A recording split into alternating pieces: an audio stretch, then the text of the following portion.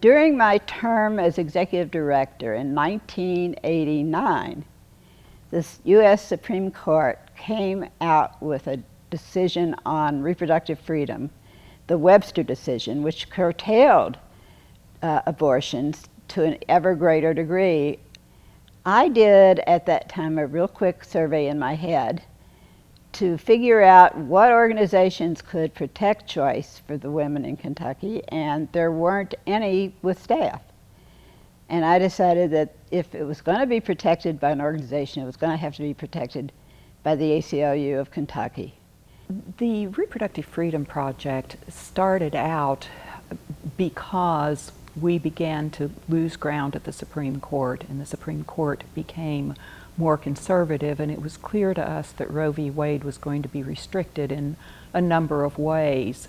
And obviously Kentucky is one of the most restrictive states in this country, and we believed that we needed to work in a different way to keep abortion safe and legal.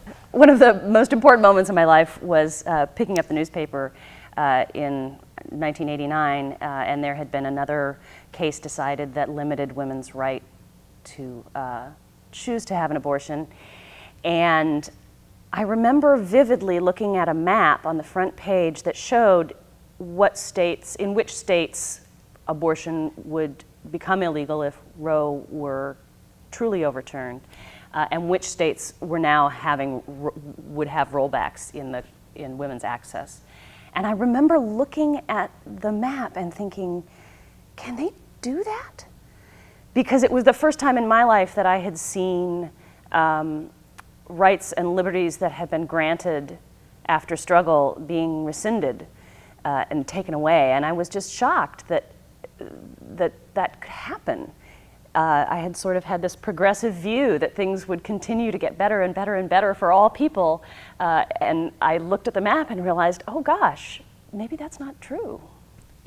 Everybody's working on it from different angles. So how can we complement each other? How do we build coalitions across disciplines, across agencies, even across philosophies, so that these dialogues really help to build the most vital building blocks of coalitions, which is relationships and open communication.